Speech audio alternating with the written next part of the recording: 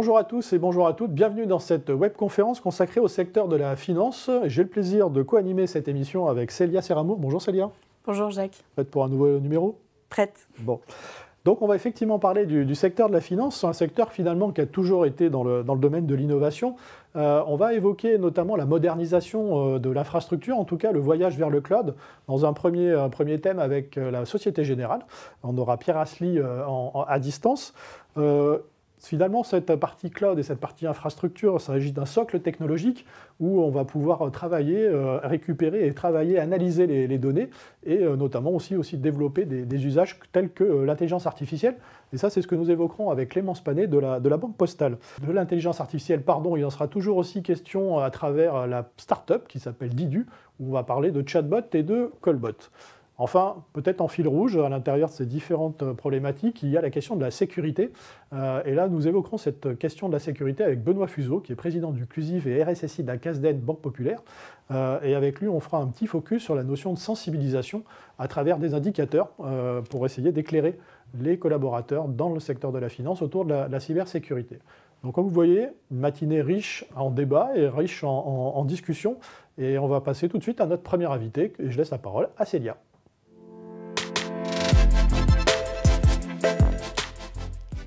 J'ai le plaisir maintenant d'accueillir Pierre Asly, responsable de la plateforme de services cloud au sein de la Société Générale. Alors Pierre, bonjour. Enchanté. Peut-être une première question, est-ce que vous pouvez en quelques mots nous donner votre fonction et votre périmètre au sein de la Société Générale? Oui, donc au sein de la Société Générale, dans les équipes infrastructure informatique, je suis en charge de la cloud platform, des services bases de données, middleware et infrastructure big data. Je suis membre du comité de direction des infrastructures et aussi du comité d'architecture groupe. Alors on va revenir un petit peu sur la modernisation des systèmes IT. Est-ce que vous pouvez nous parler un petit peu de votre voyage vers le cloud? Alors le point de départ de notre voyage vers le cloud, c'est d'abord un besoin de s'adapter à des nouveaux défis. Faire la différence avec des nouveaux concurrents qui sont de plus en plus nombreux et plus agiles. Satisfaire les nouveaux besoins des clients. Et répondre aussi aux exigences du régulateur qui sont croissantes et à la cybercriminalité. Et pour répondre à ces défis, la Société Générale, depuis de nombreuses années, a lancé sa transformation digitale et continue à lancer des initiatives pour tirer le meilleur parti des technologies. Et dès 2014, le cloud a été validé comme une fondation indispensable pour moderniser le système d'information et le rendre plus agile, plus efficace, plus ouvert et plus sécurisé. Et donc en 2014, on a commencé notre première étape de la journée vers le cloud avec une plateforme de cloud privé, infrastructure as a service, où on livrait principalement de la puissance de calcul à la demande. Les premiers bénéfices qu'on a eus avec les développeurs, qui étaient les utilisateurs de cette plateforme, c'est le fait qu'ils disposaient à la demande en une dizaine de minutes de puissance de calcul, à la place de plusieurs semaines auparavant et un système de tickets. Ça a aussi permis de mettre aussi à la demande le fait de pouvoir supprimer cette puissance de calcul et donc de mettre en place le fameux paiement à l'usage propre au cloud et ainsi inciter à la frugalité. Dans cette phase, on a aussi profité de mettre ensemble l'ensemble des ressources de calcul de la banque pour qu'une entité qui n'avait plus besoin d'une ressource puisse être libérée pour être utilisée par une autre entité. Donc c'est notre cloud de génération 1. D'un point de vue applicatif, c'est une transformation très faible qu'on appelle lift and shift. On déplace l'application. Et donc, ce cloud de génération 1, depuis 2014, on a eu une stratégie cloud first et on l'a déployé. Et en 2020, on avait 80% des applications de la banque qui utilisaient ce cloud. Non, juste sur cette première étape, quand on a préparé un petit peu cet entretien, je crois que vous aviez aussi une problématique, ou en tout cas une limite, qui était liée à la donnée. Alors, est-ce que vous pouvez nous préciser un petit peu quelles étaient finalement ces questions de limite autour de la donnée? Est-ce que ça a été un petit peu bloqué ou ça a été freiné justement par les questions de données? Dans cette première phase de la transformation cloud, non. Mais on a eu deux phases suivantes. La phase qui est ensuite, en 2018, on a décidé d'aller beaucoup plus loin et de transformer, de fournir pas seulement de la puissance de calcul, mais l'ensemble des services d'infrastructure. Donc en 2018, on a lancé une plateforme qui était une plateforme hybride qui intègre du cloud public et du cloud privé. Et un peu plus tard, on a décidé en 2021 de faire une analyse complète du patrimoine applicatifs, et où on a vu pour chaque application est-ce qu'il y avait une valeur d'aller dans le cloud. Et c'est ce qu'on a lancé dernièrement, où on a lancé un projet qui s'appelle GoToCloud, qui a pour ambition d'avoir à 2025 75% des applications qui sont hébergées dans un cloud de deuxième génération, et d'avoir 20% des applications qui sont cloud native, c'est-à-dire au plus haut degré de transformation des applications. Et dans cette journée, on a effectivement rencontré quelques challenges liés à la donnée. Je peux vous en citer quelques-uns. Un des challenges, ça a été le fait qu'on utilise le cloud public d'une manière native. Et donc, on a dû développer des systèmes qu'on a appelés Trust and Control, qui va par exemple interdire à un développeur de déplacer la donnée dans une autre région. L'autre enjeu lié à la donnée, c'est le fait qu'on a dû analyser notre patrimoine applicatif pour décider est-ce qu'une donnée peut être hébergée dans le cloud public ou dans le cloud privé. La Société Générale autorise à héberger des données dans le cloud public à condition qu'on respecte la régulation locale. Et à date, les données des particuliers français restent dans le cloud privé. Et peut-être un dernier point sur la donnée qui est intéressant, c'est le fait de gérer la donnée dans un environnement multi-cloud. C'est le phénomène qu'on appelle la data gravity. Une application, pour fonctionner, elle a besoin de données. Donc en général, elle va se déployer dans le cloud qui dispose de la donnée. Et l'application elle-même va continuer à générer des données. Et plus un cloud a des données, plus il attire des applications. Et là, encore aujourd'hui, c'est un vrai challenge quand on a, comme la Société Générale, un cloud privé et deux clouds publics. Donc voilà des exemples de challenges liés à la donnée. Alors cette problématique de données étant fixée, Pierre Asly, est-ce que vous pouvez nous donner, vous avez donné quelques éléments en tout cas sur les différentes étapes et puis où vous en êtes aujourd'hui, peut-être revenir justement sur cette migration actuelle. Est-ce que vous pouvez nous en dire un petit peu plus sur justement la partie applicative? On a parlé de lift and shift. Est-ce qu'aujourd'hui, toutes les applications, vous avez parlé de 20%, est-ce que vous avez vocation à déployer toutes les applications dans le cloud? Objectif 2025, d'avoir 75% des applications qui sont sur ce cloud de génération 2, avec 25%, dont 25% dans le cloud public, et donc 20% d'applications de cloud native. Donc ça, c'est l'objectif. Cet objectif a été validé en début d'année, et aujourd'hui, nous sommes dans la phase de mettre tous les prérequis pour préparer cette accélération. Des exemples de prérequis, c'est pour passer à l'échelle dans le cloud public, on doit renforcer encore des éléments de sécurité, d'opération et de gestion des coûts. On met en place une Cloud Migration Factory qui va nous permettre d'industrialiser la transformation des applications. Et puis aussi, on ouvre une Cloud Academy pour former nos collaborateurs. Voilà les éléments de notre transformation applicative que nous sommes en train de mettre en place. Bien sûr, en parallèle, on continue à déployer notre cloud de génération 2. Et à titre d'exemple, un indicateur qui est parlant d'un point de vue infrastructure, c'est l'adoption des conteneurs. Et en un an, on est passé de 30 000 à 40 000 conteneurs. Voilà quelques illustrations. Vous êtes sur un environnement Kubernetes, notamment pour la Gen 2, enfin en tout cas la partie deuxième génération. Oui, toute la nouvelle génération Gen 2 est basée sur Kubernetes. Oui. Et vous êtes aussi dans une démarche très orientée API. Est-ce que vous pouvez nous expliquer un petit peu ce que cela implique finalement ? Alors, au sein du groupe Société Générale, il y a plus de 4000 API dans le catalogue. C'est un moyen de réutiliser les briques entre les entités et aussi de développer plus rapidement. En général, les API, c'est plus dans les équipes applicatives. Mais comme en 2018, on a lancé cette plateforme infrastructure qui était complètement faite à partir d'API, on a introduit des API au niveau des équipes infrastructure. Qu'est-ce que ça a impliqué ? Le fait d'utiliser des API, ça rend une architecture modulaire. Le challenge qu'on peut avoir, si l'architecture n'est pas assez rigoureuse, c'est qu'on peut avoir un système complexe et inopérable. Donc dans la phase de conception, la première implication, c'est d'avoir vraiment une architecture donc rigoureuse. On a pu, vu qu'on partait d'une feuille blanche, bien normer les interfaces, s'assurer qu'on utilisait les API avec un seul système d'authentification pour loguer les informations, pour mesurer. Et c'est ça qui donne la notion de plateforme. Dans la phase opérationnelle, il y a une autre implication, c'est que ça change le modèle opérationnel. Les développeurs sont autonomes, ils déploient plus souvent. Donc il y a une exigence sur la façon dont on documente. Le contrat de service doit être explicite, mesuré. Et on doit mesurer l'usage pour être sûr que les API ne sont pas complètement inutilisées. Et le dernier point pour des équipes infrastructure, c'est de passer dans un mode de développement. Donc on a dû acquérir des compétences de développement et puis aussi utiliser des outils de développeurs. Et pour simplifier ça, on a décidé d'utiliser un seul langage qui est Python pour que notre transformation ne soit pas trop complexe. Alors la tendance, c'est à la souveraineté. On peut notamment faire référence à Gaia-X. Est-ce que vous pouvez nous dire comment vous vous intégrez là-dedans? Alors, on suit avec attention la tendance de la souveraineté. On participe aussi grève dans les groupes de travail sur la souveraineté numérique, la protection des données, mais aussi la cybersécurité.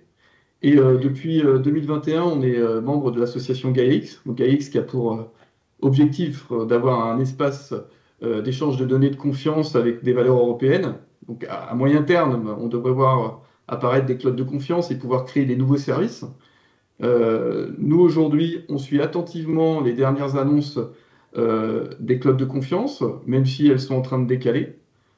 On voit un effet positif, c'est la standardisation, la convergence au niveau réglementaire, au niveau des standards. Par exemple, quand on regarde en France Sepnum Cloud et qu'on regarde les labels Gaia-X, il y a beaucoup de similitudes. Donc ça, c'est un effet très positif. Et nous, dans notre stratégie, vu qu'on a une stratégie multi-cloud, s'il y a un code de confiance qui émerge et qui respecte complètement les règles, le réglementaire et qui a un apport de valeur, on sera capable de l'inscrire dans notre stratégie. Là, aujourd'hui, vous regardez déjà tout ce qui se fait autour de la partie bleue ou Sense, enfin en tout cas la partie Thales, Google. C'est des choses qui vous intéressent? Vous êtes déjà en discussion avec ces types de partenaires? Oui, ça fait partie de notre veille active. On les voit régulièrement, les offres, pour savoir où ils en sont, quand est-ce qu'ils vont livrer. De la même manière, on a suivi les prototypes Gaia-X pour voir qu'est-ce qui devient concret. Donc nous, c'est important de comprendre l'évolution technologique pour trouver le bon moment où il y aura une valeur à aller plus loin avec ces solutions. Pierre Asly, peut-être avant une dernière question, notamment sur les bénéfices que vous avez fait dans votre migration cloud. Vous en avez un petit peu parlé au début de l'entretien. Est-ce que vous pouvez aller plus loin, en tout cas aujourd'hui? Quels sont les bénéfices attendus de cette migration vers le cloud, en tout cas dans le cloud, et l'évolution de la migration vers le cloud? Oui, pour un peu résumer les bénéfices, je dirais que le premier, c'est l'innovation et la capacité de livrer plus rapidement et plus souvent des nouveaux services aux clients. On travaille avec des cycles courts, donc ça permet d'avoir vraiment une adéquation avec les besoins des clients. Ensuite, il y a la qualité de service, en renforçant la sécurité et la robustesse. C'est une attente des clients, mais aussi des régulateurs. On a en tête aussi, on utilise l'élasticité, le fait de vraiment s'adapter à la demande des processus pour mettre à disposition les infrastructures et ensuite les libérer. Et puis après, il y a un bénéfice transverse qui est le fait d'avoir une efficacité opérationnelle parce qu'on optimise les processus. Par contre, il faut garder en tête que pour obtenir tous ces bénéfices, il y a un point très important, c'est qu'il faut réellement transformer les applications et il faut changer le modèle opérationnel pour qu'ils puissent adopter des approches agiles. Sinon, on n'arrive pas à obtenir tous ces bénéfices que je viens de mentionner. Juste un point sur l'acculturation, parce que là on a parlé beaucoup technique et technologie. Sur la partie acculturation à la fois des métiers, à la fois des humains, en tout cas sur la partie cloud, c'est quelque chose qui est fait ou en tout cas il y a encore besoin de formation? Alors il y a toujours besoin de formation, hein. Le cloud, c'est un sujet qui reste compliqué. On essaie de l'expliquer d'une façon simple. Donc c'est l'objectif qu'on a quand on crée une Cloud Academy. Mais on avait déjà, depuis plusieurs années, plusieurs fois expliqué les principes du cloud. Donc aujourd'hui, on poursuit dans notre troisième phase d'accélération cloud. On va poursuivre ce travail avec la Cloud Academy qui a une vocation de former nos collaborateurs et de vulgariser pour tous les niveaux le cloud. Et on a aussi en interne donc, des cursus de certification en fonction des différents profils. Et au-delà justement de la Cloud Academy, vous aviez, j'imagine, des besoins en compétences particulières dans votre transition vers le cloud. Est-ce que vous en avez toujours aujourd'hui besoin? Oui, on a toujours besoin. Alors, les compétences, c'est quoi? C'est les développeurs, comme j'ai évoqué, pour faire évoluer les API.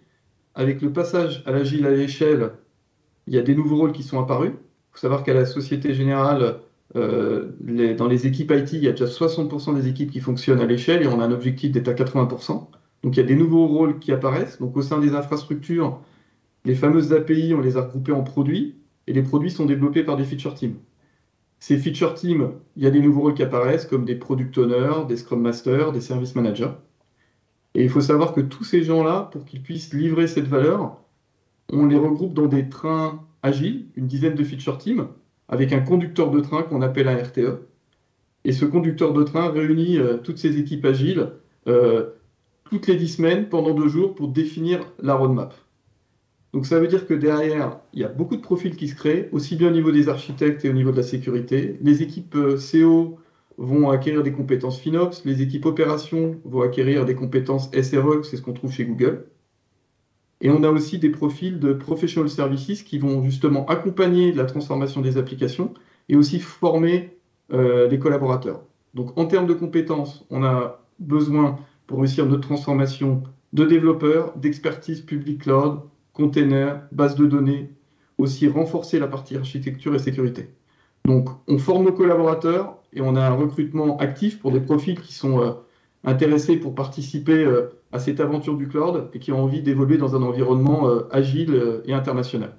Eh bien, ce sera le mot de la fin. L'appel à candidature est lancé au sein de la Société Générale, en tout cas. Pierre Assely, merci beaucoup. Merci pour votre accueil.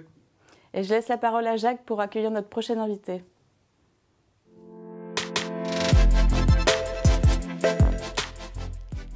Il est temps de retrouver maintenant notre invitée suivante. J'ai le plaisir d'accueillir Clémence Planet. Bonjour Clémence. Bonjour. Alors vous êtes Chief Data Scientist et responsable de la Data Factory au sein de la Banque Postale. Alors peut-être première question, en présentation de vos postes, votre fonction exacte au sein de la Banque Postale, et puis un petit bref rappel du périmètre de la Banque Postale, qui est la Banque Postale.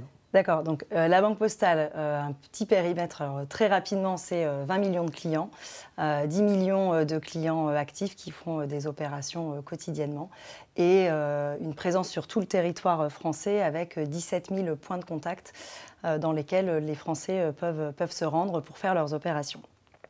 Peut-être juste le contexte à la Banque Postale de la direction data. Aujourd'hui, la Banque Postale a vraiment placé au plus haut niveau, je dirais, la data, avec une direction data qui est rattachée au directeur général adjoint qui a en charge la data, le digital, l'innovation et la DSI. Et donc, il y a vraiment un binôme, évidemment, très important entre la data et la DSI pour que les projets puissent fonctionner. Cette direction data, elle adresse les différents pans, je dirais, de l'activité data. Tout un volet autour de l'administration de la donnée, la gouvernance des données, la qualité des données, la connaissance commune des données, le dictionnaire de données. Les référentiels. Les référentiels. Il y a absolument un autre aspect sur l'architecture, les référentiels. Et puis la Data Factory dont j'ai la charge. Et la Data Factory, alors qu'est-ce que c'est? C'est vraiment un centre d'excellence, d'expertise en data science qui va être là un peu comme un cabinet de conseil interne pour l'ensemble des métiers de la banque et qui va aider tous les métiers à mener leur projet data. Donc c'est à la fois une direction centrale, c'est une direction qui compte, la Data Factory c'est à peu près 8 data scientists, donc évidemment ce ne sont pas tous les data scientists de la banque. Il y a cette organisation centrale, mais à côté il y a des métiers qui vont être aussi pour un certain nombre autonomes dans leur projet. Et donc la direction data, elle vient en relais, en appui de l'ensemble des métiers. Et quand je dis qu'on accompagne les métiers dans leurs projets data, on les accompagne vraiment sur toute la chaîne de valeur de la data, parce qu'il n'y a pas que de l'IA dans ce que l'on fait, parce que c'est vrai qu'on peut faire, on doit avoir de la data pour faire de l'IA, mais très clairement, heureusement, il y a de la data sans IA. Et donc, nous, on doit être utile aux métiers dans leurs projets data, donc ça veut dire les aider je dirais, dans leurs travaux même d'extraction, de mise en avant de leurs données, de création de tableaux de bord, de tableaux de pilotage. Ça va être aussi mener des études statistiques un peu ad hoc sur un certain nombre de sujets. Et c'est bien évidemment les accompagner dans les projets plus complexes de machine learning, de deep learning, de les aider à mettre en place des modèles prédictifs qui font appel à ces types de technologies. Alors pour rentrer un peu plus dans le vif du sujet, on parle beaucoup d'intelligence artificielle. Est-ce que vous avez des exemples de cas d'usage qui utilisent et qui intègrent l'algorithme? Alors oui, il y a beaucoup d'exemples. Historiquement, les banques, elles collectent beaucoup de données depuis très longtemps sur leurs clients. Alors au départ, c'était pour des besoins réglementaires, parce que les banques, elles sont extrêmement régulées, elles ont un certain nombre de règles à suivre en matière de connaissance de leurs clients, qui imposent une collecte importante de données. Elles ont des règles aussi à suivre en matière de sécurité. Donc, il y a tout un volet relatif à la sécurité, à la protection des risques qui va faire appel à de l'intelligence artificielle. Pour vous donner un exemple très concret, typiquement lorsque on octroie un crédit à quelqu'un, derrière il y a eu un modèle qui a tourné, qui s'est entraîné, qui a appris sur les clients qui ont déjà fait défaut, les clients au contraire qui ont bien honoré leur remboursement. Et donc lorsque un client demande un crédit, il y a un modèle derrière qui va considérer que ce client est plus ou moins risqué et en fonction de son risque, accorder ou non le crédit. Donc il y a vraiment tout un volet autour de la réglementation, la protection des risques, également la sécurité financière. Il y a beaucoup d'algorithmes maintenant qui permettent de lutter contre le blanchiment et le financement du terrorisme. Derrière, il y a des algorithmes qui tournent pour détecter des comportements atypiques. Et puis si je viens sur un volet peut-être plus traditionnel aussi, c'est tout ce qui est des modèles de ciblage marketing, où là l'objectif c'est de bien vendre nos produits, donc le bon produit au bon client. Tous les ciblages marketing font appel à ce type de méthode. Alors on a vu les différents cas d'usage de l'intelligence artificielle, en tout cas du machine learning ou du deep learning. Est-ce que finalement on arrive avec ces méthodes à créer des nouveaux produits, de nouveaux services? Alors j'allais dire pour aider soit le collaborateur ou même à destination du public. Alors absolument, en fait, l'intelligence artificielle et toute l'algorithmie qu'on met en place, elle a vraiment la vocation d'aider les collaborateurs dans leur travail. Encore quelques exemples. Lorsque vous avez des centres d'appel qui répondent à tous les appels des clients, qui très régulièrement formulent les mêmes réponses parce que les questions sont assez récurrentes, on voit que la possibilité d'analyser la voix a permis l'avènement de tous les callbots et les chatbots, et que ça, très clairement, ça va venir aider les conseillers ou soulager les conseillers dans un certain nombre de réponses. Ça va jusqu'à l'analyse de sentiments, parce qu'aujourd'hui, on sait que la voix, après, on automatise, on industrialise, mais la finalité, c'est détecter, savoir si quelqu'un est en colère ou il y a de l'empathie derrière.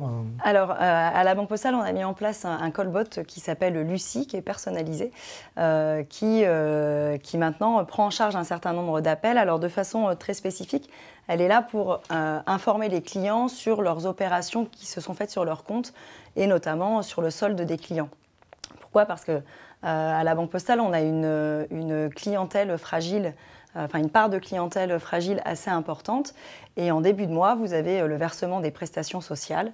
Et donc, en début de mois, il y a vraiment un pic d'appels relatif à la consultation de son solde. C'est à peu près 30% des appels en début de mois. Et donc, grâce à Lucie, Lucie, elle est entraînée pour pouvoir répondre assez facilement à ces types de questions. Lucie, elle ne fait pas encore d'analyse de sentiments.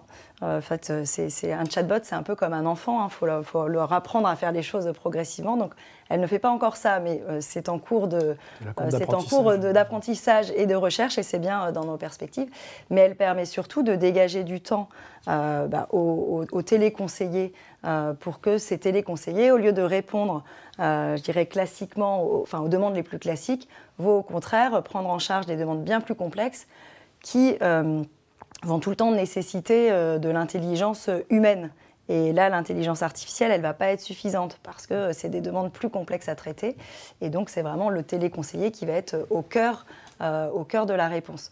Donc, il y a vraiment un volet dans l'IA de « j'aide le collaborateur à mieux faire son travail ». Il y a le même, dans la même idée. Je parlais tout à l'heure de lutte contre le blanchiment. Grâce à l'IA, on va remonter un certain nombre de cas qui paraissent assez suspects, et c'est derrière un humain qui va aller analyser les cas à investiguer. Ça aura été remonté par de l'algorithmie, mais c'est vraiment à l'humain de faire son analyse. Et aujourd'hui, ça ne peut pas être dans l'alerte, et ensuite l'humain reprend derrière pour vérifier et confirmer la décision. Reprend l'alerte, analyse un autre type de données, là où l'IA va analyser un très grand nombre de données très rapidement, ce que l'humain fera probablement beaucoup moins bien. L'humain, lui, il va être en capacité de croiser beaucoup plus d'informations, mais je dirais à la maille locale, d'aller se renseigner plus finement pour derrière avoir son raisonnement et puis finalement se dire oui, cette alerte, elle est avérée, je la remonte ou pas. Donc il y a vraiment cette idée d'aider le collaborateur. En préparant l'émission, on a évoqué aussi la question de l'identité. Enfin, vous travaillez aussi sur l'analyse de l'identité. Est-ce que vous nous en dire un petit peu plus sur ces travaux? Oui, alors en effet, j'ai parlé d'un certain nombre de cas d'usage qui font plutôt appel à l'analyse de données dites structurées, un peu traditionnelles. Alors c'est moins vrai pour les callbots. Les callbots, c'est possible parce qu'on a l'analyse de la voix qui n'était pas possible auparavant. Toutes les technologies de speech to text et puis après de NLP pour comprendre l'objet de l'appel ou du commentaire qui est laissé. Mais il y a aussi tout un volet d'analyse d'image qui permet en effet de faire un certain nombre de travaux sur de la reconnaissance faciale pour s'assurer que la personne qui vient ouvrir son compte, souvent, lorsque c'est à distance, s'assurer que la personne qui ouvre le compte est bien la même personne que sur sa pièce d'identité. Donc ça, c'est un premier entrant. Et en effet, on travaille aussi à la comparaison en fait, de photos pour permettre d'identifier de la fraude documentaire. Et là, dans les travaux que l'on mène, c'est vrai que cette comparaison massive de photos, encore une fois, l'humain n'est pas en capacité de le faire, et puis ça pose aussi la question de l'intérêt. Enfin, est-ce que c'est intéressant de comparer toutes des milliards des millions de photos qui vont du coup faire des milliards de comparaisons? L'intérêt peut être limité. En revanche, analyser des photos qui paraissent en anomalie, là, le travail de l'humain fait tout son sens. Et aujourd'hui, le retour que vous avez sur cette... alors, je ne sais pas si c'est encore une expérimentation ou si c'est réellement... C'est encore une expérimentation. Et le retour que vous avez... Travailler sur l'industrialisation. Le retour que vous avez, enfin le bilan entre guillemets de cette expérimentation, aujourd'hui, ça marche? Ça marche. Donc le bilan est très positif. Donc je ne vais pas rentrer dans des détails chiffrés parce que communiquer sur ce sujet est toujours un peu tabou et un peu sensible. Mais en effet, ça marche et c'est pour ça qu'on est dans une phase d'industrialisation. Et c'est déjà généralisé sur l'entrée en relation. Toutes les entrées en relation, elles sont vérifiées grâce à de l'IA et à la détection d'images qui permet de s'assurer que les personnes qui entrent chez nous, ce sont bien les mêmes personnes que sur les papiers d'identité. C'est rassurant. On avait commencé aussi à l'évoquer un petit peu, il y a quand même une synergie avec les différents métiers. Est-ce que vous pouvez nous parler un petit peu de l'acculturation avec ces métiers? Comment ça se passe? Est-ce qu'il y a des bons élèves, des mauvais élèves? Alors, en tout cas, il y a un vrai sujet d'acculturation pour tout le monde, ça, c'est sûr. Et il faut absolument, en fait, que pour que les projets fonctionnent, il y a un peu un triptyque magique qui est le métier, qui doit exprimer son besoin, qui a son expertise métier, la data, qui du coup va travailler cette algorithmie et doit comprendre le besoin métier, puis l'IT, parce que sans l'IT, on ne peut pas industrialiser. Donc vraiment ce triptyque-là, il doit être très uni et il est magique. Ça fait qu'on va pouvoir industrialiser. S'il n'y a pas ce triptyque au rendez-vous, les projets sont un peu voués à l'échec. Et donc, du coup, pour que les métiers soient embarqués, alors l'IT est assez sensibilisé à la data.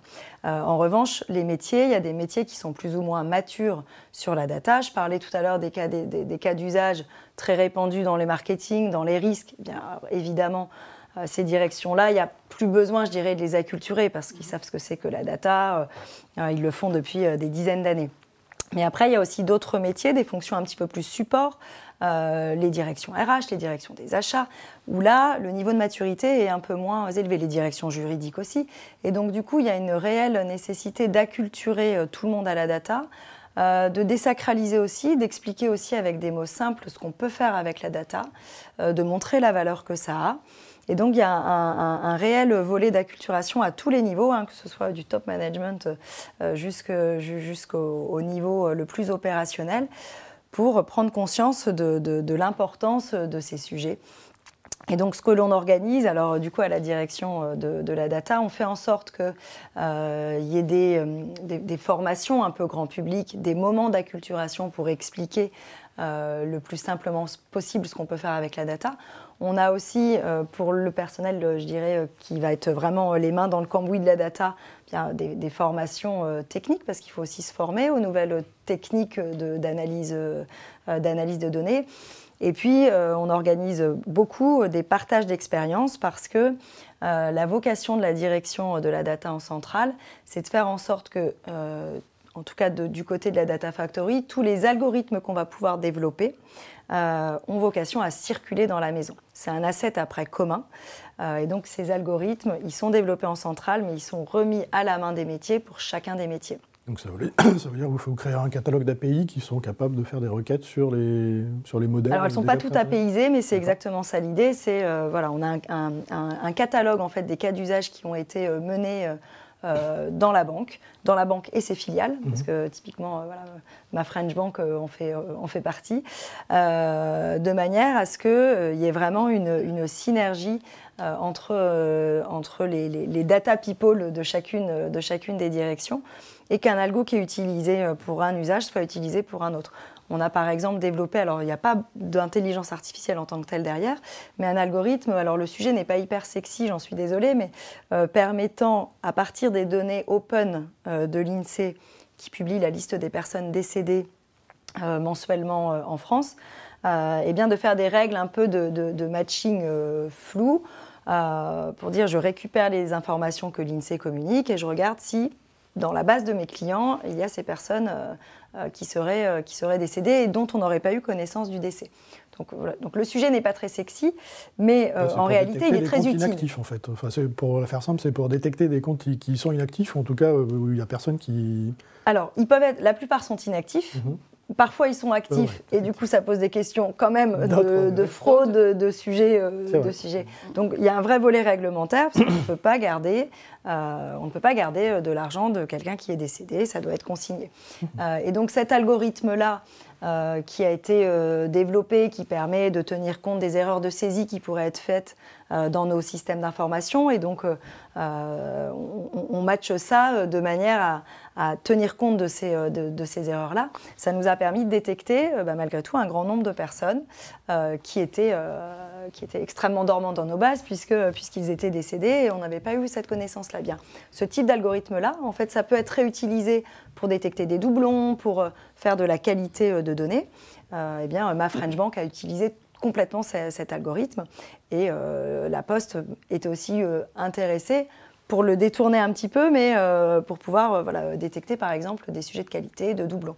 Donc on voit vraiment qu'il y a une vocation à ce que ces assets data circulent. Donc c'est exactement cette logique-là de catalogue et de pouvoir se servir en fait dans les usages. Pour suivre la question de Célia qui parlait d'acculturation, quel est aujourd'hui votre rapport avec la DSI? Vous avez dit que finalement vous étiez assez proche puisque techniquement, ils vous fournissent aussi les plateformes. Je vais dire, comment vous travaillez avec la DSI et sur quelle technologie vous utilisez? Alors avec la DSI, en effet, on est vraiment en mode one team. Alors déjà, on a un patron qui est commun, donc ça aide à être en one team. Il y a un certain nombre donc les projets sont vraiment partagés entre la direction data et la direction IT.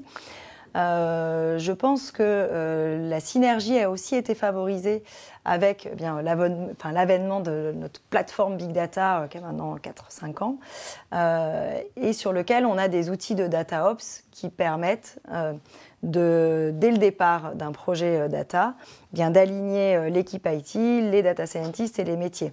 Tout le monde est sur le même espace, à la vue de ce qui est codé par les uns par les autres. Et dès le départ, on se met en mode industrialisation en se disant ce projet a vocation à être industrialisé, parce que tous les projets n'ont pas vocation à être industrialisés, c'est peut-être un autre débat, mais pour les projets qui ont vocation à être industrialisés, ces outils de DataOps permettent clairement de faire en sorte que les équipes, le triptyque magique, se retrouvent dès le départ et qu'on ait la vue sur les codes. D'avoir un langage commun au final, exactement. parce que c'est souvent la problématique, c'est que Personne ne dialogue de la même façon entre des métiers, des data scientists et des IT. Absolument. Donc d'avoir ce dialogue commun, ce code commun, et dès le début de faire collaborer le data scientist, le data ingénieur et puis l'expert métier vraiment dès le démarrage du projet. Et donc la partie du data scientist va vraiment développer tout son code, tout son algorithme qui est, entre guillemets, prêt à industrialiser. Et c'est là où la DSI prend le relais pour passer vraiment à l'échelle et passer à l'industrialisation. Aujourd'hui, il y a des questions autour du cloud, parce que quand on fait justement ces traitements de données, soit vous avez quand même des bonnes capacités en interne, mais en général, il faut aller aussi à l'extérieur pour aller récupérer de la ressource. Est-ce que c'est le cas à la Banque Postale, ou est-ce que finalement, il faut aussi tout maîtriser? Vous êtes dans un cadre réglementaire qui est assez intense et assez fort. Est-ce que finalement tout est en interne, tout est on-premise finalement? Alors tout est on-premise en effet. Et puis pour rebondir un peu sur cette logique interne-externe, en termes de compétences aussi et d'utilisation d'algorithmes, à la Data Factory, on essaie de développer le plus possible nos algorithmes et de ne pas acheter des solutions toutes prêtes de start-up. Alors, ce n'est pas vrai pour tous les sujets. Il y a typiquement des sujets, je parlais de Lucie tout à l'heure, c'est un partenariat avec Zion, qui est une start-up française, qui elle aussi a fait le choix de vraiment travailler, de maîtriser en interne ses algorithmes. Donc, sur un certain nombre de sujets, on va faire appel à des partenaires, parce qu'on se dit que c'est des partenaires parfois très spécialisés, de niche, et que ça va nous permettre d'aller plus vite, de mettre notre produit sur le marché plus vite. Mais pour les autres sujets, à la Data Factory, on développe en interne avec vraiment un atout formidable, c'est que quand c'est en interne, ce que j'expliquais tout à l'heure, c'est que je peux le partager à tout le monde gratuitement, librement. Je peux aussi le faire évoluer au gré des envies du métier, et ce, sans surcoût, parce que parfois, quand on prend des solutions toutes faites, bien, la moindre évolution coûte un certain... est assez onéreuse. Donc, il y a vraiment cette idée de maîtrise en interne qui est importante. Et puis, je pense en plus que ça fidélise des talents aussi de data scientist lorsqu'on développe ses propres produits, plutôt que d'aller brancher des produits de start-up. Donc, on a vraiment cet enjeu, je pense, de garder la maîtrise sur un certain nombre de sujets en interne et de ne pas acheter forcément des solutions toutes faites, toutes prêtes. Qui peuvent s'avérer onéreuses à la fin et difficiles en fait à faire évoluer. Alors justement, vous venez de parler des data scientists et du fait qu'il faut les fidéliser. Il y en a énormément derrière tous ces projets, ces technologies. Est-ce que c'est dur de recruter en ce moment ? Alors oui, c'est assez dur. C'est vrai que moi-même, là, pour remplacer une personne qui est partie dans mon équipe, j'aurais quasiment mis 1 an avant de trouver alors soit le bon profil, soit des profils qui devaient venir puis finalement ne viennent pas parce qu'ils ont trouvé une autre proposition. Donc c'est vrai que c'est, je dirais, difficile de recruter, surtout de recruter des talents plus expérimentés. C'est moins vrai sur des jeunes data scientists parce que souvent c'est des sorties d'école et il y a quand même beaucoup de formations maintenant en data science. Donc je dirais que sur les data scientists juniors, on arrive à les recruter assez facilement. En revanche, les profils un peu plus expérimentés sont plus difficiles, je trouve, à acquérir. Et puis après, on a un sujet de les fidéliser.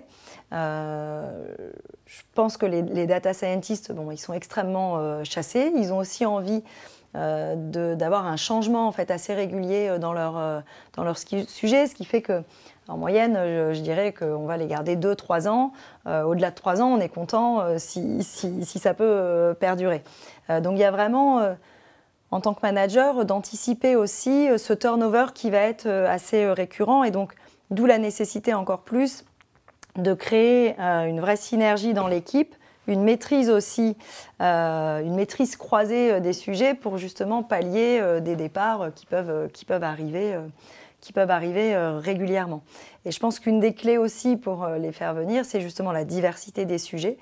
Et donc, alors quand on est la Banque Postale, c'est aussi un terrain de jeu formidable parce que, comme je vous disais, avec 20 millions de clients, on parle vraiment de big data. On en a beaucoup des données et on en a depuis depuis plus de 10 ans d'historique. Donc on a un vrai terrain de jeu qui est très intéressant pour un data scientist. Parce que pour pouvoir faire de l'IA, il faut quand même qu'il y ait de la data. Donc ça, on a vraiment ce qu'il faut. On a aussi des technologies, donc avec cette plateforme Big Data, des outils qui sont assez nouveaux et du coup qui attirent les talents.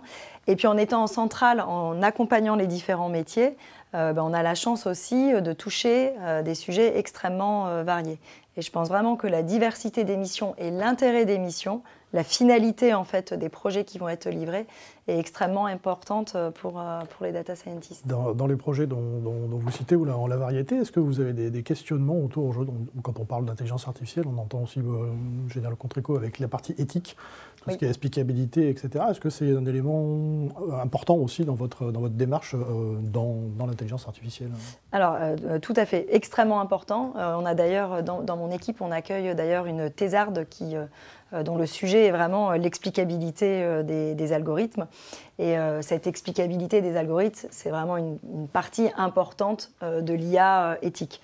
Donc on développe aussi des outils d'explicabilité avec la même philosophie que ce que j'expliquais tout à l'heure, c'est que les outils qui sont développés d'explicabilité, la vocation c'est qu'on les diffuse évidemment au sein des différentes directions, et que ça devienne systématique. Lorsqu'on développe un modèle, on est en capacité de bien l'expliquer et puis d'aller expliquer son fonctionnement et de challenger aussi les variables qu'on a mises. Et je pense qu'on n'est plus du tout dans...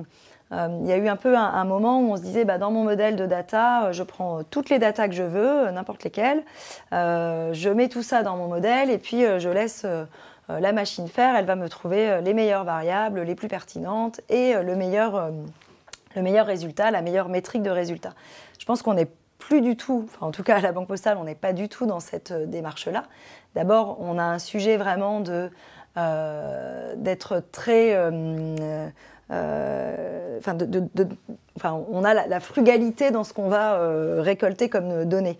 On ne veut pas tout prendre. On veut prendre déjà des données dont on se dit... ça a un sens métier, en fait, avec le sujet que je suis en train de traiter. Et puis, il y a eu le RGPD qui fait aussi qu'à chaque fois, il faut justifier pourquoi on prend cette donnée. On ne prend pas tout, en fait. C'est comme ça. On a aussi un volet, plus je prends de données, plus le modèle que je vais devoir entraîner et les étapes itératives avant d'arriver à mon modèle final vont consommer de la ressource. Vont être vraiment trop consommateurs d'énergie. Et derrière, mon empreinte carbone, quand je fais tourner un algorithme avec plein de données, ça ne va pas forcément être bon. Donc je trouve qu'il y a aussi cette... rentrer dans le cadre de la sobriété aussi, c'est-à-dire qu'il va falloir intégrer aussi dans le RSE. Exactement, et se dire finalement entre un modèle qui va peut-être m'apporter un tout petit peu plus de performance, mais qui va être avec beaucoup de données et qui du coup en entraînement va être beaucoup plus... va prendre énergivore, absolument, eh bien on va sélectionner l'autre algorithme. Donc il y a vraiment cette approche d'IA éthique qui est un enjeu important, alors qu'en plus un enjeu important à l'aune de l'AI Act, où réglementairement il y aura un certain nombre de preuves à apporter pour montrer que les usages que l'on fait de l'IA sont éthiques. Mais même avant, je dirais même ce projet de texte, cet AI Act, ce projet de réglementation, la Banque Postale, ces questions-là, elle se les est posées, elle s'est dotée de chartes dans le traitement de ces données qui sont partagées avec l'ensemble du groupe. Donc la Banque Postale, qui a un ADN extrêmement citoyen, c'est banque citoyenne, avait déjà ces questions bien à l'esprit avant même qu'il y ait un projet de réglementation. Alors, on évoquait tout à l'heure la qualité des données, enfin en tout cas l'évolution de la donnée à l'intérieur de la Banque Postale, enfin, sur la partie Data Factory un petit peu avant. On vient de vivre une crise sanitaire, pour certains on sera, voilà. Est-ce que ça a changé la qualité des données, ou en tout cas l'historique des données, puisqu'on ne gère pas de la même façon quand on est dans une non-crise et puis quand on est dans une crise, quel est votre retour sur cette partie? Alors absolument, évidemment les données de 2020 elles sont extrêmement différentes de celles de 2019 et donc du coup il y a eu un premier impact un peu immédiat, en tout cas dans les modèles qu'on entraîne, c'est de se dire finalement mon AD 2021, si je cherche à modéliser une situation normale, pardon, mes données de 2020, si je cherche à modéliser une situation normale, je peux pas les prendre. Donc, sur un certain nombre de modèles, on a fait abstraction de cette année. On a pris des données de 2019 pour entraîner un certain nombre de modèles, parce que c'est trop atypique. Maintenant, si demain on subit une nouvelle crise, ces données-là, elles seront hyper intéressantes, parce que justement, on aura subi un choc. Et donc, pour observer le comportement des clients au moment de ce choc, ça peut être extrêmement intéressant. Mais si on cherche à modéliser quelque chose de normal, c'est sûr qu'on ne peut pas utiliser ces données. Puis après, je dirais que le Covid a eu aussi un impact, entre guillemets, un peu positif. C'est que le télétravail, les outils de réunion à distance sont devenus la norme. Et que quand nous, on a une direction IT qui n'est pas... on a le même patron et on est très proche, mais on n'est pas sur le même lieu physique. On n'est même pas dans la même ville en France. Et on est à des centaines de kilomètres. Donc du coup, je dirais que ces habitudes de travail à distance, avec une normalité en fait, à utiliser des visios, ça a vraiment permis de renforcer notre collaboration. Donc je pense que ça, c'est un impact positif.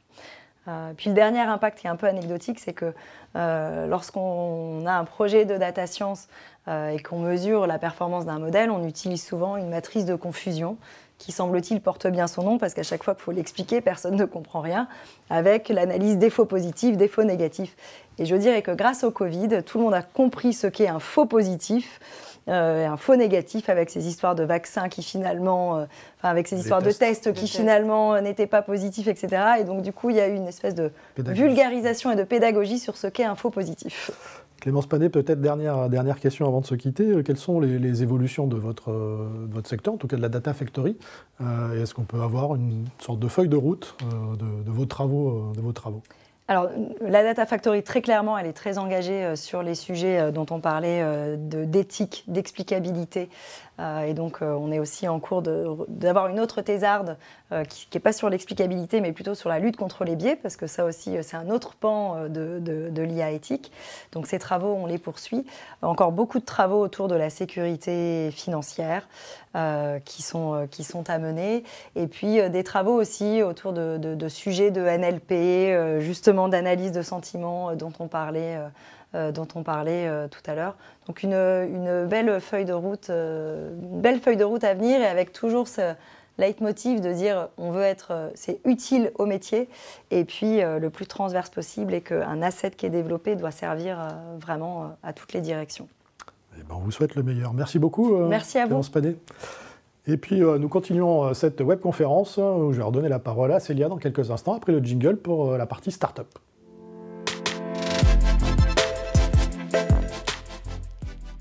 Nous accueillons à présent Mathieu Chanja, cofondateur de la start-up Didu, Do You Dream Up, en collaboration avec My French Startup. Alors Mathieu Chanja, bonjour. Bonjour.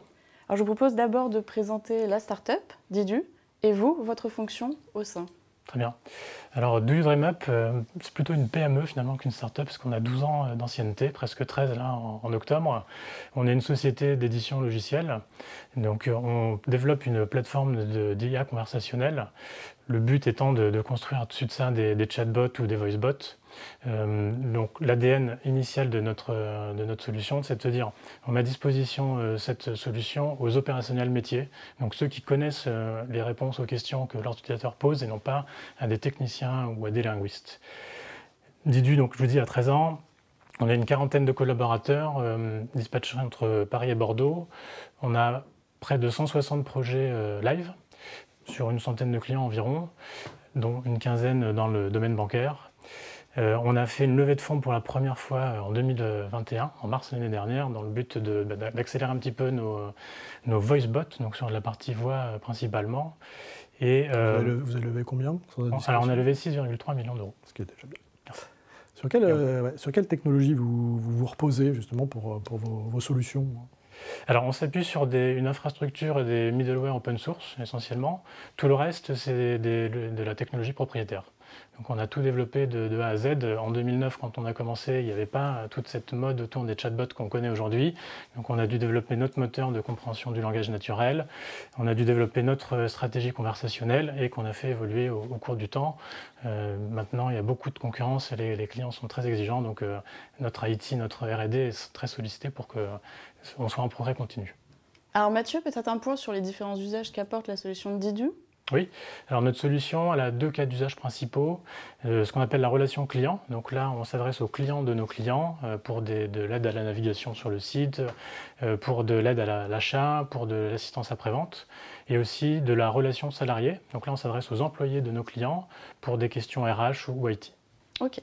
Eh bien, écoutez, je vous propose de passer à une courte démonstration pour voir ça. Oui, avec plaisir. Donc là, ce qu'on voit, c'est une boîte de dialogue telle qu'on met sur les sites web ou les intranets de nos clients. Celle-là, elle répond à des questions pour une banque dans le domaine grand public. Et donc, on a une boîte de dialogue, on a vu un petit disclaimer RGPD au début. Et ensuite, on a des questions, donc une petite question sociale. On enchaîne sur le découvert autorisé et le chatbot est en capacité de répondre directement à la question sans avoir besoin de rediriger l'utilisateur sur une page. On peut faire aussi des actions. Donc là, on voit par exemple qu'on lui demande de modifier les plafonds. Le chatbot n'est pas juste là pour consulter, il peut aussi effectuer des choses à la place de l'utilisateur. Un autre exemple ici, c'est qu'on peut écrire avec des fautes. On n'est pas obligé d'être parfaitement linguiste. Et en plus, on peut utiliser son propre vocabulaire. Par exemple, espace client, compte personnel, etc. Chaque marque a son vocabulaire. Le chatbot est en capacité de comprendre. Alors, quels sont les principaux bénéfices finalement? Alors, le premier bénéfice qu'on voit, c'est vraiment l'expérience client. Donc là, on a quelques petits exemples. Le but, c'est de mettre à disposition une solution disponible tout le temps, donc 24 heures sur 24, 7 jours sur 7. On n'est pas dépendant des horaires d'ouverture du helpdesk ou du call center. On répond à un maximum de questions, donc avec le vocabulaire de l'utilisateur, mais aussi sur un périmètre assez large. On ne se restreint pas forcément à la page sur laquelle se trouve le chatbot. C'est pas parce qu'on parle d'un chatbot RH qu'il ne va pas être capable de comprendre les questions IT. Le but, c'est de traiter toutes les questions à faible valeur ajoutée, les plus fréquentes finalement. C'est vraiment la loi de Pareto. On a 80% des questions les plus fréquentes sont aussi celles qui ont le moins de valeur ajoutée. Le reste, quand ça devient un peu complexe, c'est redirigé à un conseiller qui va lui traiter les questions les plus compliquées. Et donc l'intérêt pour lui aussi, c'est de se décharger un peu de toutes ces questions à faible valeur ajoutée pour ne traiter que les cas les plus complexes.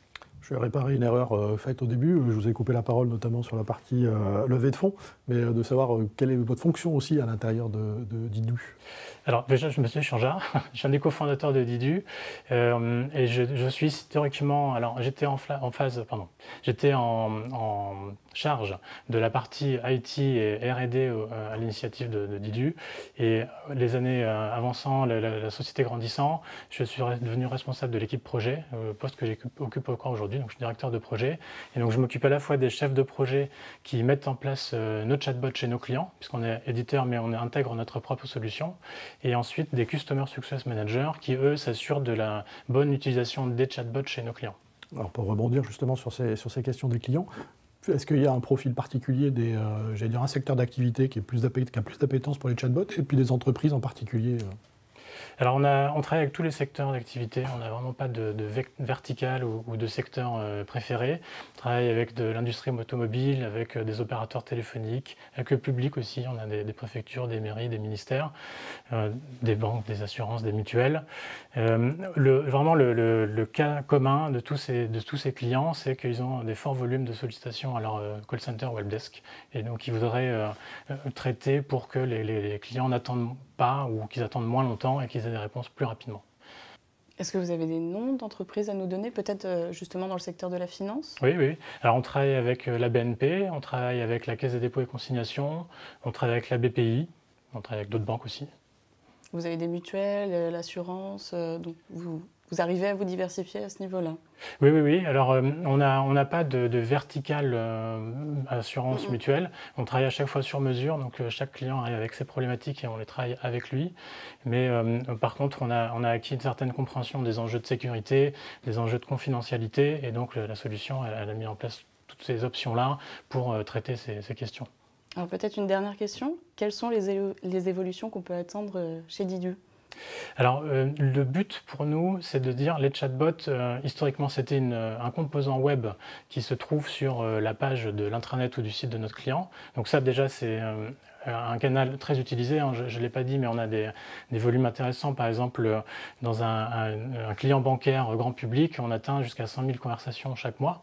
Donc ce n'est pas neutre. Pour eux, ça fait une vraie mise en lumière de ce type d'outil-là. Mais on voit de plus en plus que les utilisateurs vont vers d'autres canaux de contact. Donc quand on est dans son entreprise, souvent on se met à utiliser Microsoft Teams par exemple, ou Slack. Donc le but, c'est de mettre les chatbots derrière ce type de canaux. On peut aussi passer par le téléphone ou même sur son smartphone, on peut utiliser une fonction voix. Et donc on va aussi aller sur les canaux de la voix pour être capable de comprendre oralement ce qui a été dit et de restituer oralement aussi une réponse. On va aussi se diversifier à l'étranger. On a beaucoup de clients en France qui ont parfois des filiales à l'étranger. Donc on est déjà multilingue, mais on travaille essentiellement en France. Donc le but, c'est aussi d'avoir des chatbots multilingues. Le but étant vraiment d'avoir un outil qui s'adresse au maximum d'utilisateurs. Mathieu Changea, merci beaucoup. Merci à vous. Et je laisse la parole à Jacques pour notre prochain invité.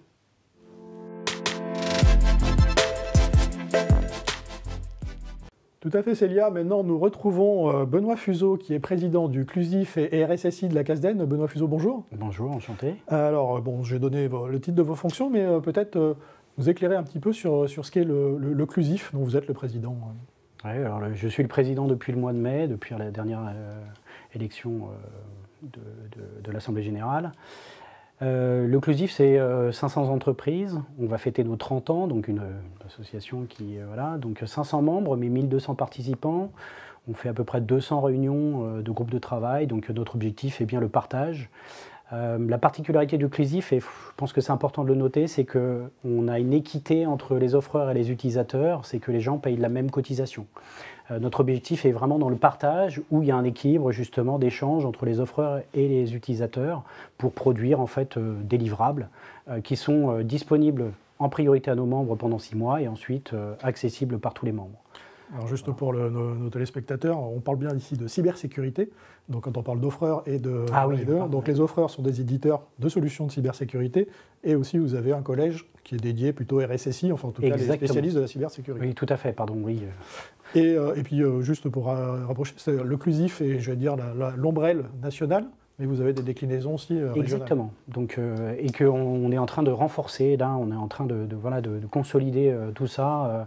Jusqu'à présent, bon, c'était des petits accords, mais là, on voudrait vraiment faire signer une vraie convention avec justement ces CLUSIR qui nous semble aujourd'hui important pour des données géostratégiques. Hein. L'idée, c'est aussi de sentir un peu la température localement et justement d'accentuer ce partage d'informations justement avec les régions. Tout ça dans le cadre de tout ce qui est en train de se passer avec le campus cyber.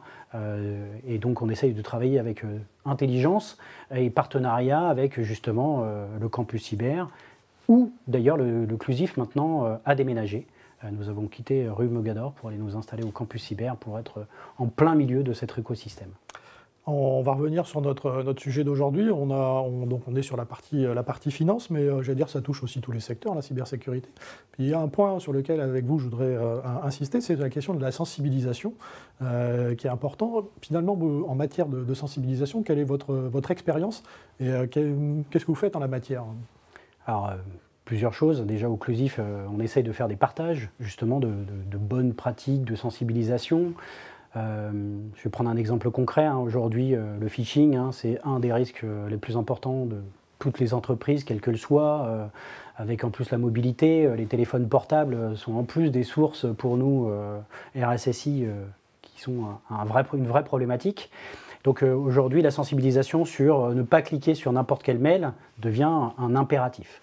Donc aujourd'hui, on fait tous des actions, des super actions, on essaye de devenir des super communicants, avec ou pas de succès, mais en tout cas, on déploie d'énergie, mais il force est de constater... Il faut en faire assez régulièrement, c'est quelque chose sur lesquels finalement il ne faut pas s'arrêter, il ne faut pas en faire qu'une fois, il faut que ça soit régulier. Alors moi, personnellement, j'étais contre justement ces campagnes de sensibilisation, de montrer l'erreur, etc. Ça faisait un peu prof, et un peu le bâton, etc. Et en fait, je m'aperçois que plus on le fait régulièrement, et plus les gens sont entraînés, et plus en fait, ils connaissent les rouages, ils vous connaissent. Donc en fait, ça a deux aspects. C'est un aspect vraiment sensibilisation, vous parlez, et puis la bonne pratique aussi de signaler un mail qui semble douteux. Voilà, j'ai un doute, je contacte mon RSSI, je contacte mon support pour me poser la bonne question. Est-ce que je dois cliquer ou pas cliquer? Mais là, encore une fois, on a aussi un axe de travail à faire avec les équipes de communication, les équipes de marketing, parce que la composition des mails, des fois, même en interne, on a des fois l'impression qu'on a construit des mails de phishing. Donc il faut qu'on donne les bonnes pratiques et qu'on continue justement aussi tout cet accompagnement sur ce côté-là, quoi.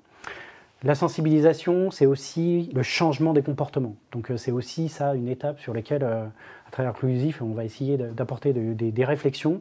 C'est comment je peux travailler avec des gens qui travaillent sur le comportement humain et comment je peux arriver à faire changer les comportements. Parce que ce qu'on constate, et tous, quand on a nos réunions au sein de l'espace RSSI, parce que vous parliez aussi du Clusif, c'est aussi une force, c'est qu'on est dans un espace où il y a un moment, une réunion où il n'y a que des RSSI.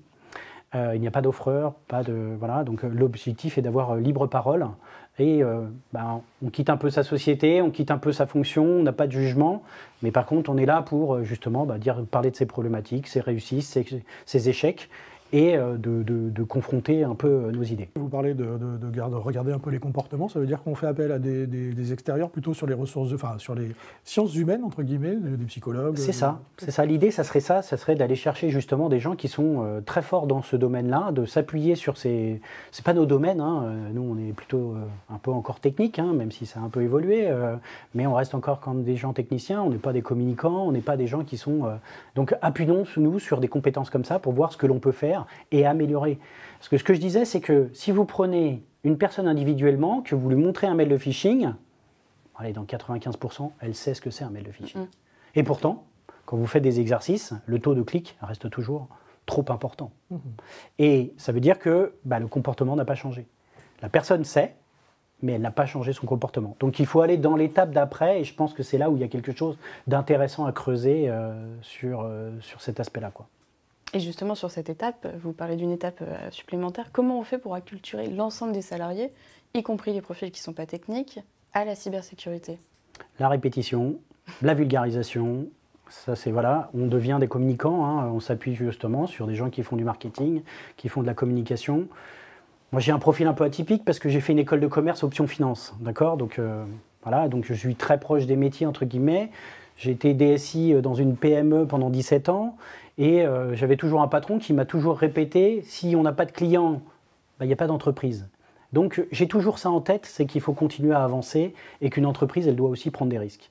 Et donc à partir de là, il est hyper important d'avoir une vulgarisation, donc le fait que moi je ne suis pas un expert en technique et je ne veux pas le devenir.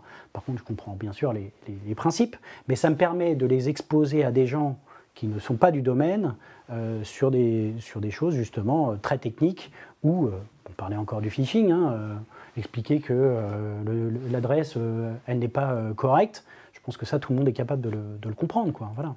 On a vu se développer, ou en tout cas, notamment le gouvernement, cette année, on a vu arriver ce qu'on appelle un cyberscore, donc un indicateur qui montrerait un indicateur de risque.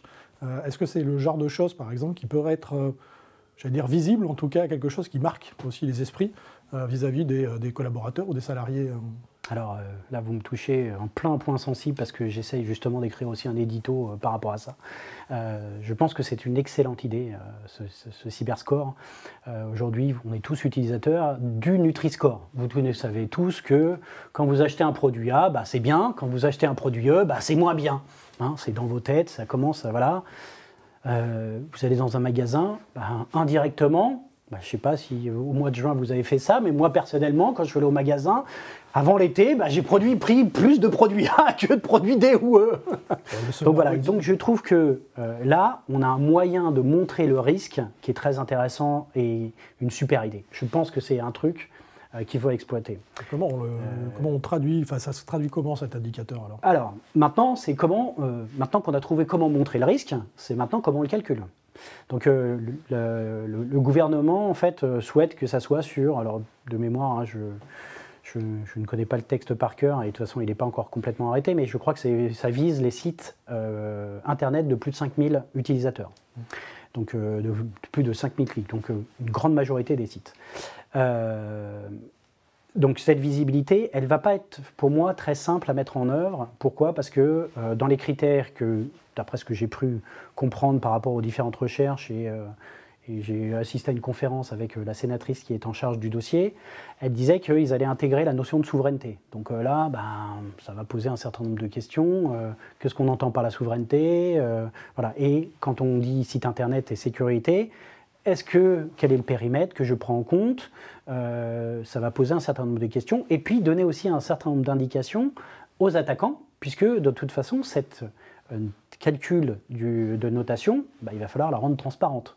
Donc, si je suis C et que je suis, je sais pas moi, une banque, je sais qu'il va y avoir des trous dans la raquette et donc je donne des indications. Et puis, il y en a d'autres qui vont trouver ça de la provocation. Je suis une banque, j'ai une note de A, il y a un client qui n'est pas satisfait, ils sont A, eux. Tiens, je vais aller vérifier. Et bing. Donc, voilà. Donc, il y a encore des discussions qu'il va y avoir par rapport à ça, mais l'idée est très intéressante pour montrer à l'internaute, justement, cette note, de dire est-ce que le service est de qualité ou pas. Sur l'indicateur, est-ce qu'on garde des chiffres, comme le Nutri-Score, on reste sur des lettres, ou est-ce qu'on fait quelque chose de plus transparent avec un système de couleurs, justement pour éviter d'avoir soit trop de visibilité vis-à-vis des attaquants, et peut-être que ça passe un peu mieux aussi du côté de l'utilisateur. Alors je ne sais pas ce que veut faire le gouvernement. En tout cas, cet indicateur, nous on est en train de l'expérimenter. Justement, j'en suis en train de le présenter aussi à mes collègues au CLUSIF. C'est un des objectifs de partage, de savoir comment justement on peut s'utiliser. On s'aperçoit que c'est très intéressant, je vous dis, pour montrer le risque. Donc je me dis qu'il y a quelque chose à faire et à partager avec la communauté. Donc en tant que président du CLUSIF, encore une fois, je partage un peu l'expérimentation que j'essaye dans mon organisation de mettre en place. Donc c'est pas, pour moi, il faut garder le même système de notation. Et quand vous interrogez les gens, on parlait de comportement. Si on s'est amusé, nous, à interroger des personnes en interne. Si vous lui dites, tu as une note de 10 sur 100 et que tu lui dis, tu as une lettre de F sur ton application, a priori, il dit, F, ça me parle plus que le 10. Voilà. Donc, encore une fois, c'est une notion de perception. Il n'y a rien de... Voilà, c'est juste comment vous percevez. Il me dit, quand j'ai du F, rouge, voilà, c'est plus marquant. Donc maintenant, reste à déterminer, et c'est là où il y a tout un travail justement collectif et de partage, c'est comment on construit cet indicateur de façon simple et intelligente. Alors, nous, on essaye une expérimentation au sein de la CASDEN. Donc, en fait, pour tout vous avouer, cette idée ne vient pas de moi, mais de mon apprenti, qui va d'ailleurs faire une thèse, et que je l'en remercie, sur justement les indicateurs cyber, en quoi les indicateurs cyber vont changer le comportement de nos dirigeants. D'accord ? Donc, c'est hyper intéressant. Et donc, l'article sur le cyberscore fait tout son sens là-dedans, puisqu'on espère que ça fera justement montrer le risque et donc faire changer le comportement. Mais il reste encore une fois le calcul, la temporalité. La note, elle est valable combien de temps? Est-ce qu'elle est valable 1 an, 6 mois, à chaque mise en prod, à chaque... Voilà. Est-ce que je prends que le côté applicatif dans le périmètre? Est-ce que je prends le processus métier? Est-ce que... Voilà. Donc, voilà. Et je pense qu'il n'y aura pas une forme, si on l'utilise en interne, mais c'est propre à chaque organisation et là où il voudra montrer le risque. Ça peut être une aide aussi à la formation, c'est-à-dire que si on voit que beaucoup de collaborateurs ont, entre guillemets, un Nutri-Score ou considèrent que ça, c'est vraiment très risqué, il peut y avoir aussi des formations très spécifiques sur certains risques, pour le coup. Exactement. Mais encore une fois, pour moi, c'est un moyen de pouvoir communiquer sur un risque. Encore une fois, quand vous allez voir un aliment, vous voyez deux paquets de jambon, vous envoyez un D et vous envoyez un B, même s'il y a 2 € de plus, voilà. Et donc, voilà. Et donc, je pense que là, il y a quelque chose, encore une fois, de très intéressant. Alors nous, juste pour revenir, parce que pour ce calcul et pour donner des orientations aux personnes qui nous écoutent, qu'est-ce que on a dans cette expérimentation, alors la CASDEN, on appartient à un grand groupe, mais on a notre propre système d'information et encore un système d'information qui a une certaine taille qui est encore acceptable. On n'a pas le SI du groupe BPCE. Et en partant de ça, donc, ça veut dire que on a des métriques qui sont des fois un peu plus faciles à collecter. Donc nous, on est parti sur 4 axes qui sont assez simples en soi. Un, à expliquer une direction générale, parce que là aussi, pour le calcul, il faut être de la transparence, de la compréhension. Vous parliez de vulgarisation. Voilà, donc on est parti sur l'axe les vulnérabilités. Donc on explique une vulnérabilité. Bon, ce n'est pas forcément très complexe en donnant une définition et quelques exemples à faire comprendre à n'importe quelle direction générale ou manager ou chef de projet. Puisque nous, on a fait le choix de partir sur la base d'applications. Donc on va noter nos applications que l'on a considérées comme vitales pour la survie de la banque. Donc on a une quinzaine, une vingtaine d'applications que l'on va noter comme ça et que l'on montrera à chaque comité de direction que l'on voit tous les 6 mois, en gros, quoi. Et donc à partir de là, on a pris donc les vulnérabilités.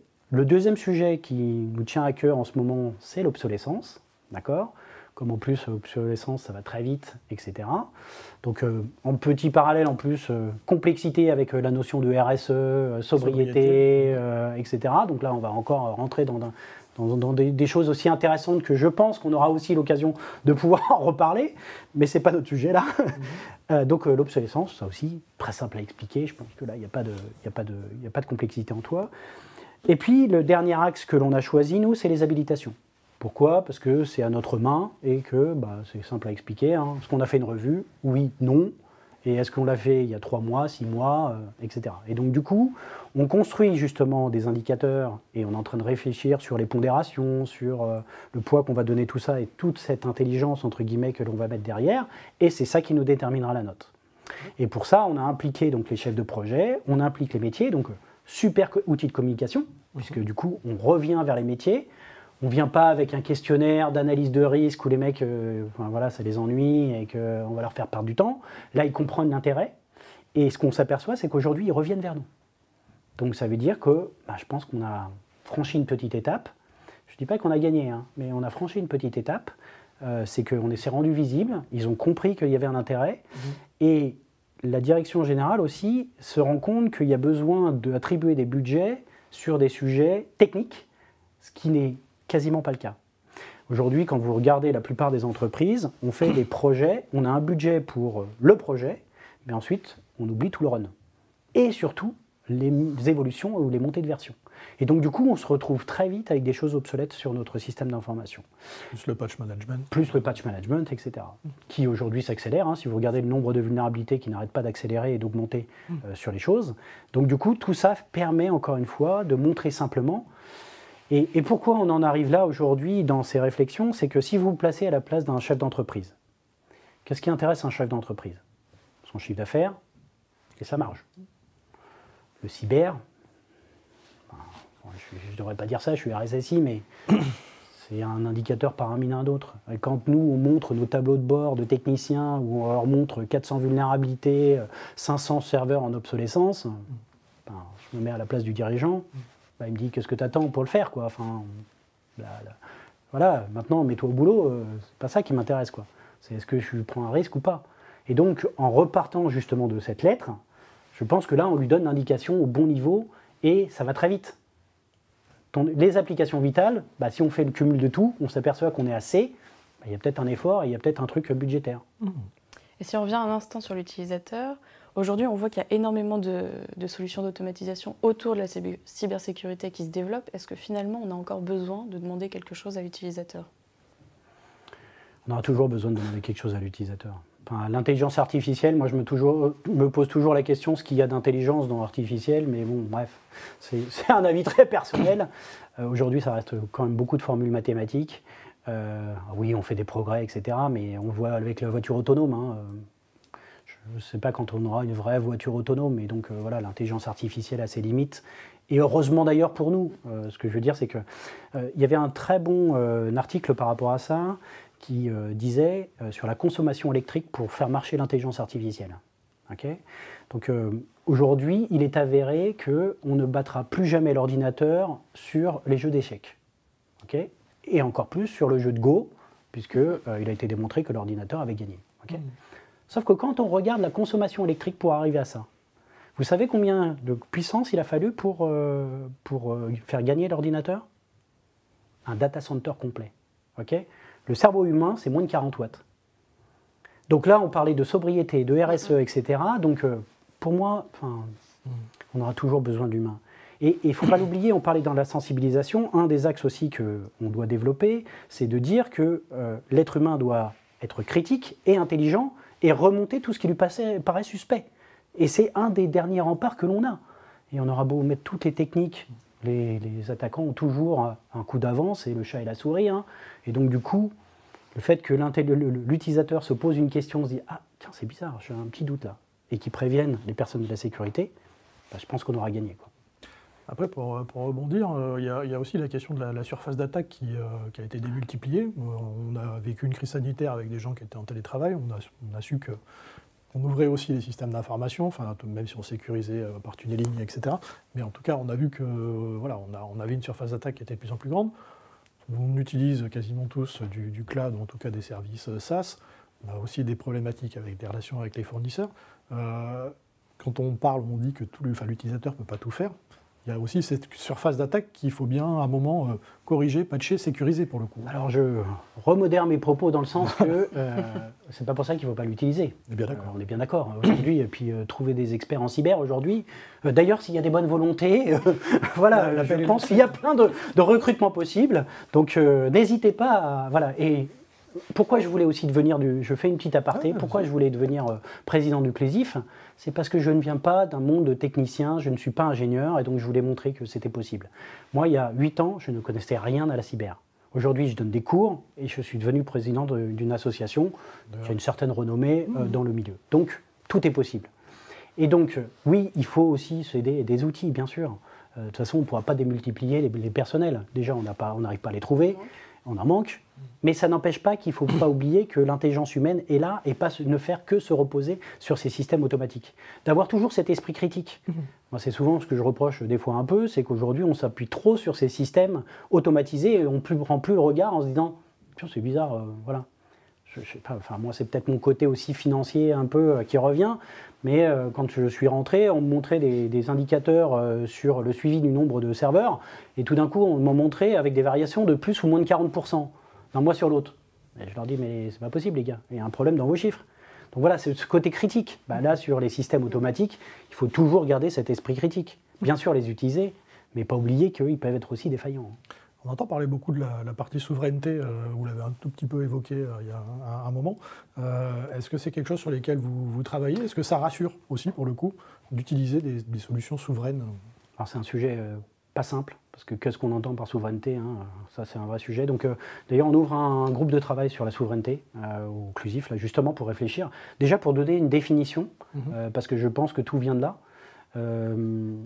Aujourd'hui, on le voit hein, dans tous les grands groupes qui n'utilisent pas du Microsoft, du Google ou de l'Amazon, j'en connais pas. Donc voilà, on a beau essayer de dire qu'on veut faire de la souveraineté.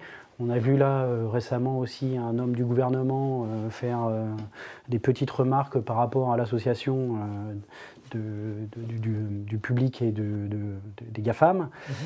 Bon, voilà, ça prouve bien qu'il y a encore plein de choses à faire par rapport à ça et qu'aujourd'hui, est-ce qu'on pourra lutter contre des sociétés qui sont plus fortes que des États? Je ne sais pas. Aujourd'hui, on n'a pas de solution. Ce que je vous dis, c'est qu'on entame un groupe de travail par rapport à ça pour essayer d'apporter un éclairage. Il y a des réflexions aussi avec l'AFNOR pour apporter une normalisation. Donc je pense que ça, c'est des choses qui sont intéressantes. C'est comme la normalisation de l'intelligence artificielle pour essayer de cadrer les choses. On sait que juridiquement, c'est complexe. Donc ces sujets-là, aujourd'hui, il y a encore besoin de discuter et de bien cadrer les choses avant de prendre des positions fermes et définitives. En tout cas, moi, c'est ma position. Alors peut-être une dernière question. On va revenir un petit peu sur les dirigeants, on les a évoqués. Est-ce que la cybersécurité commence à les intéresser réellement? Non, mais elle les intéresse obligatoirement.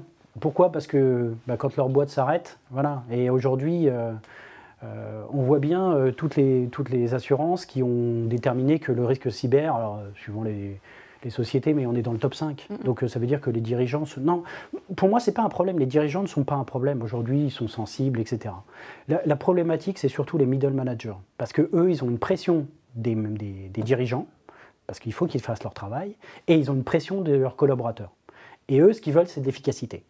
Et c'est eux qui ont tendance à trop cliquer, c'est eux qui ont tendance à bypasser parce que, des fois, voilà, pour aller plus vite ou parce que la sécurité amène un parcours qui est moins friendly. Et donc, du coup, ils nous expliquent que c'est là où ça pose problème. Et je pense que c'est là où, là aussi, avec l'Occlusif, on va essayer aussi d'apporter des réponses à ces gens-là ou des choses. Sans vous trahir de secret, hein, on réfléchit aussi sur notre stratégie et l'idée c'est de travailler sur 2 axes, un axe horizontal et un axe vertical, en se rapprochant à la fois des régions, mais aussi en se rapprochant des métiers. Notre objectif est aussi d'aller voir des métiers qui ne nous connaissent pas forcément très bien. Je pense aux directeurs financiers, je pense aux experts comptables, même si de plus en plus ils sont obligés de se pencher à ces sujets, mais aussi des gens du marketing, j'en expliquais pourquoi, etc., qui comprennent aussi les tenants. C'est des gens qui travaillent avec des web agencies. Et donc, les web agencies, souvent, ils font des passes droits. Vous parlez de la supply chain, c'est des gens qui, pour nous, aujourd'hui, doivent être surveillés, resensibilisés, remaîtrisés. Et donc, du coup, c'est pour ça que quand on arrive à expliquer des choses comme ça à nos dirigeants, souvent, ils comprennent. Je vous dis, le plus dur, c'est le middle management, parce qu'ils ont des solutions de ça, c'est que les vendeurs, ils font leur boulot, donc ils leur vendent du rêve et leur disent, tu vas voir, tu vas gagner en efficacité, donc tu toucheras plus vite ton bonus. Et on ne peut pas leur en vouloir en soi. Eh bien, ce sera le mot de la fin. Merci Benoît Fuseau. Eh bien, merci à vous surtout. Merci pour l'invitation. Et je laisse le dernier mot à Jacques.